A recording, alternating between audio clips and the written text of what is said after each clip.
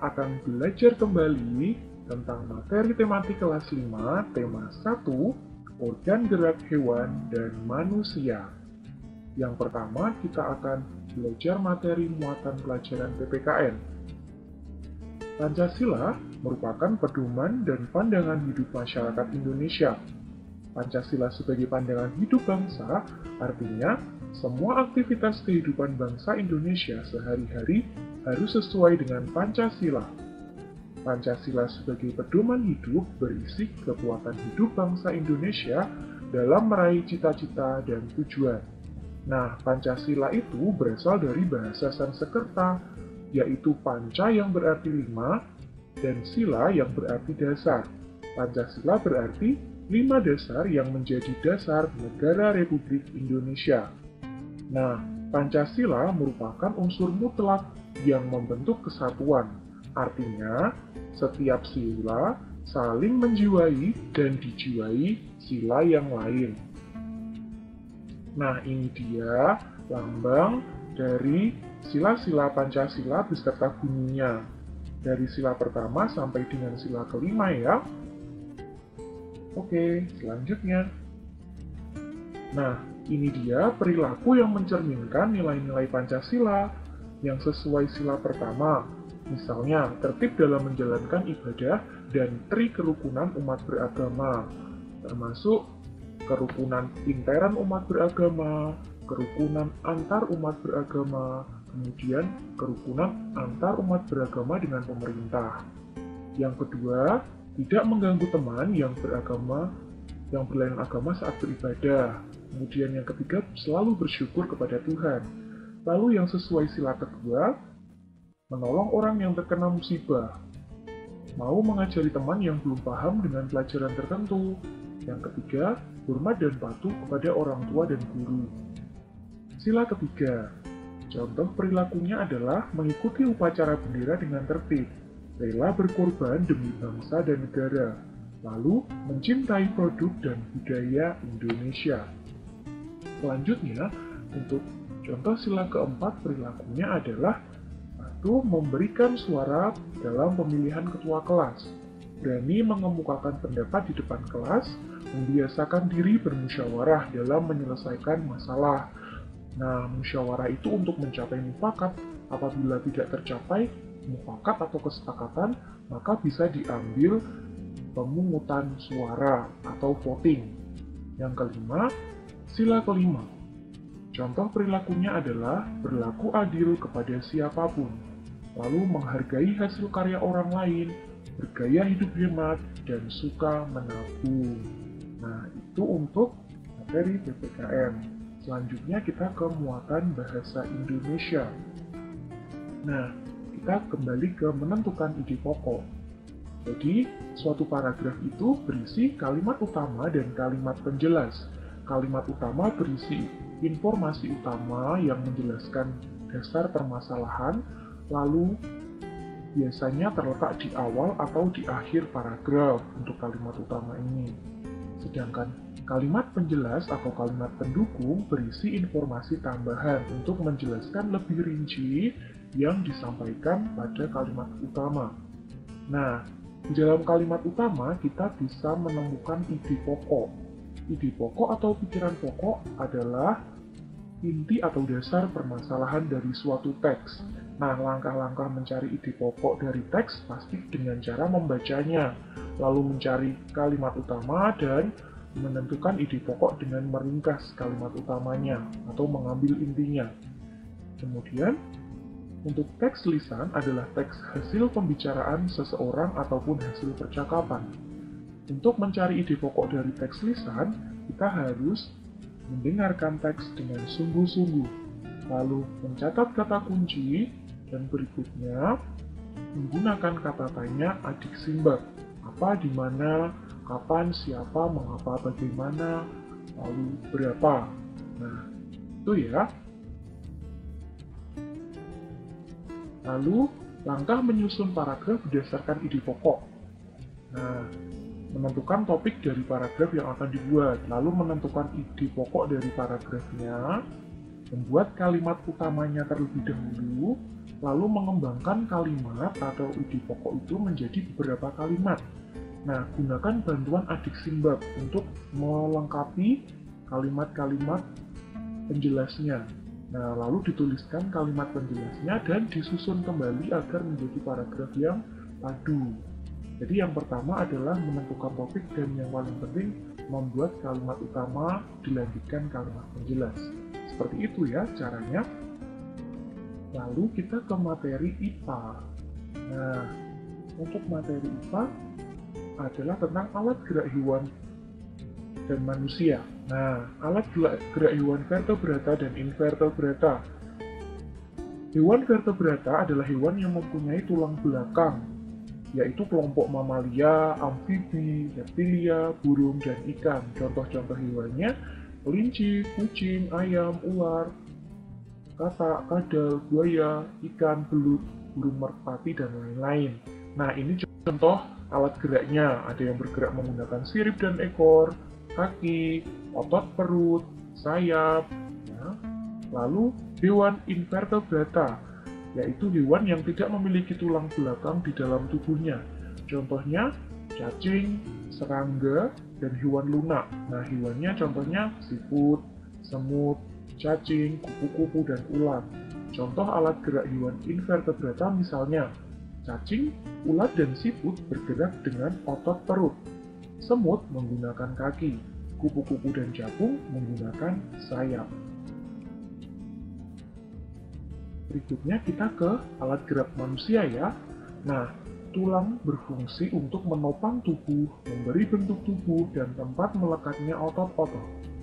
Kemudian berdasarkan bentuknya, tulang dibedakan menjadi tulang pipih dan tulang pipa.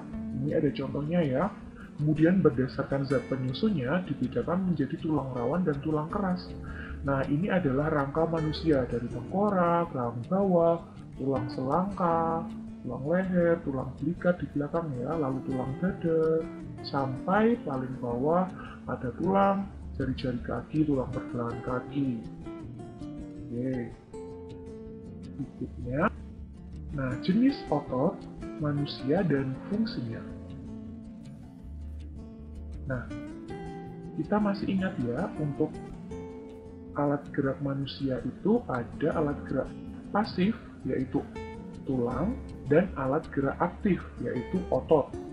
Nah, otot itu terdiri dari 3 jenis.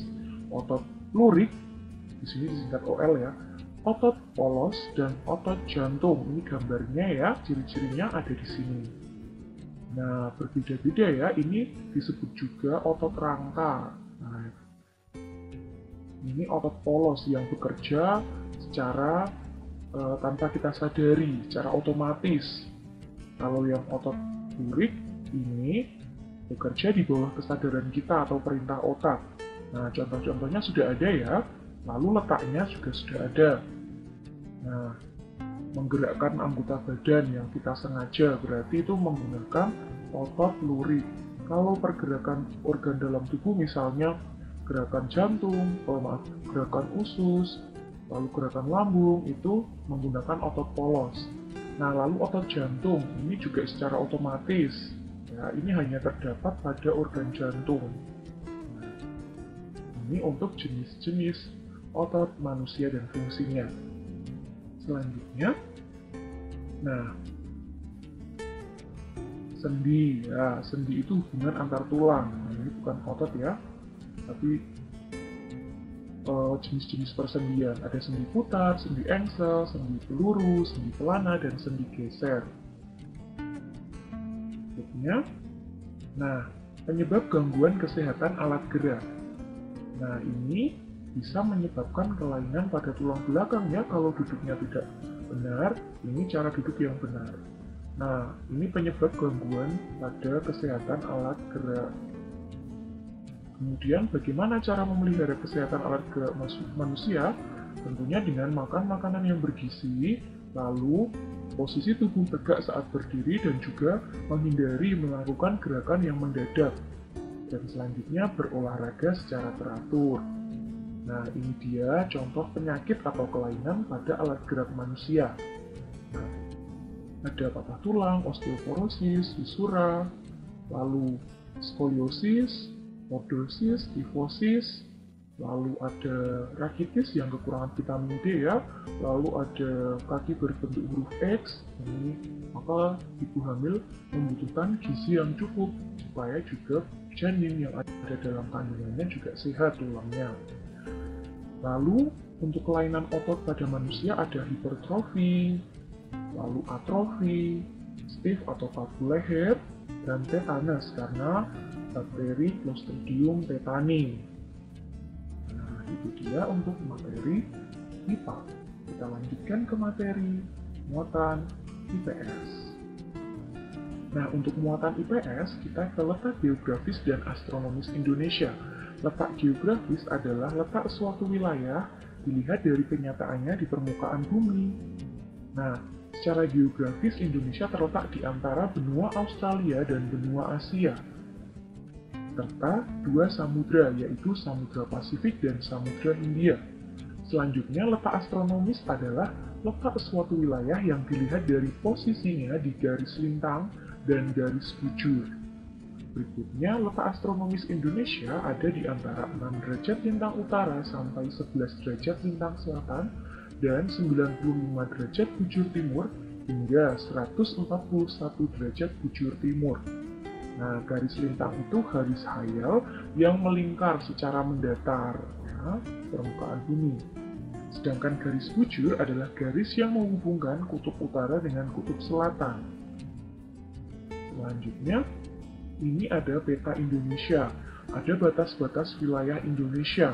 Nah, di sebelah timur, di sebelah utara, di sebelah barat, dan di sebelah selatan.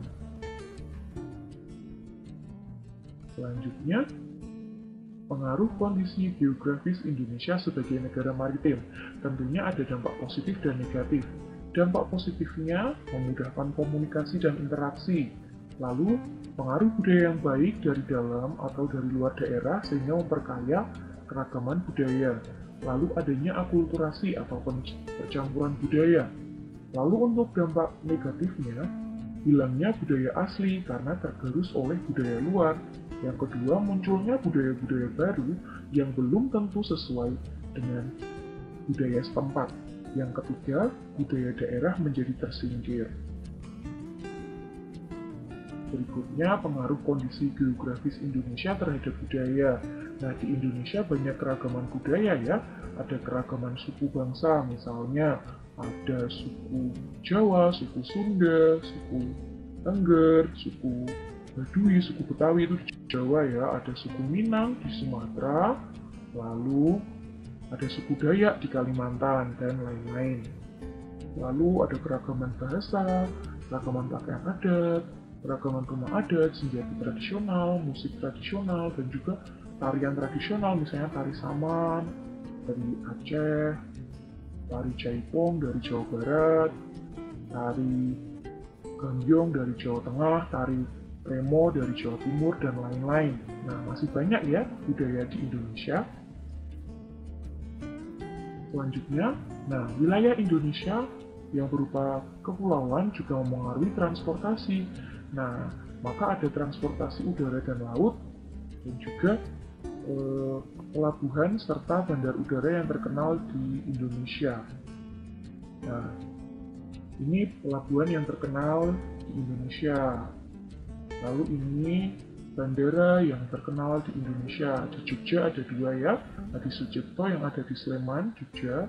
Lalu dia Yogyakarta International Airport yang ada di Kulon Progo. Oke. Itu untuk bandara dan pelabuhan yang ada di Indonesia. Selanjutnya, persebaran flora dan fauna di Indonesia. Nah, flora itu tumbuhan ya. Kemudian untuk fauna itu hewan. Nah, ada di bagian barat dan timur. Untuk fauna ditambahi ada bagian tengah ya. Nah, untuk bagian barat seperti ini ciri-cirinya. Lalu di bagian Indonesia Timur seperti ini. Berbeda ya, ini berkebalikan. Lalu untuk fauna di bagian barat ada contohnya ini. Lalu di bagian tengah dan di bagian timur. Nah, untuk fauna Indonesia bagian barat dan bagian tengah itu dipisahkan oleh garis yang namanya garis Wallace. Lalu untuk Indonesia bagian tengah dengan bagian timur dipisahkan dengan adanya garis Weber. Nah, itu ya untuk materi IPS-nya. Selanjutnya kita ke materi SBDP. Nah, dari SBDP tentang gambar cerita, yaitu gambar yang saling berhubungan, lalu membentuk sebuah cerita. Contohnya adalah gambar ilustrasi. Nah, gambar ilustrasi itu berfungsi untuk memperjelas, memperkuat, memperindah, memperkaya, atau menerangkan suatu cerita. Nah, bisa berupa foto atau gambar tangan. Langkah-langkah untuk membuat gambar ilustrasi, yang pertama, menentukan tema. Yang kedua, membuat sketsa atau rancangan, menggunakan pensil tentunya. Yang ketiga, mewarnai gambar, menggunakan alat mewarnai agar lebih menarik. Berikutnya, ini jenis-jenis gambar ilustrasi, realis, dibuat seperti keadaan aslinya, nyata ya. Kemudian karikatur, biasanya berisi kritikan atau sindiran, gambarnya melebih-lebihkan atau mengubah dari objek aslinya. Nah, seperti ini misalnya kepalanya lebih besar daripada bagian tubuh yang lain. Lalu, 3. Kartun. Ya, berfungsi untuk menghibur dan berisi humor. Biasanya hewan, tumbuhan, atau manusia juga ada yang digambar dalam bentuk kartun. Kemudian gambar dekoratif, mengubah objek aslinya dengan menonjolkan, nah ini, sisi keindahan, tetapi tidak mengubah ciri khasnya. Ini biasanya untuk hiasan-hiasan seperti itu. Selanjutnya, komik. Nah, komik itu cerita bergambar yang bersifat lucu dan umumnya mudah dicerna, serta dibuat khas dengan paduan kata-kata. Nah, fungsinya ini ya. Lalu, biasanya kata-katanya disajikan dalam balon-balon kata. Ciri-ciri komik ini dibuat untuk menyampaikan cerita, gambarnya berimbang, menggunakan percakapan yang mudah dipahami, dapat bersifat kepahlawanan, lalu penggambaran watak secara sederhana dan mengandung cerita humor untuk menghibur pembacanya. Berikutnya, gambar cerita pada cover. Cover adalah tulisan atau gambar yang terdapat di halaman terdepan pada sebuah buku. Nah, ada 3 bagian ya untuk cover itu. Ada sisi depan, belakang, dan punggung cover. Untuk unsur-unsur cover buku, ada jenis huruf, lalu kalimat penjelas judul, nama penerbit, identitas penerbit, gambar yang menarik, lalu sinopsis dan identitas buku pada punggung buku. Nah, itu dia untuk materi tema 1. Untuk materinya sudah selesai. Terima kasih semuanya dan sampai jumpa.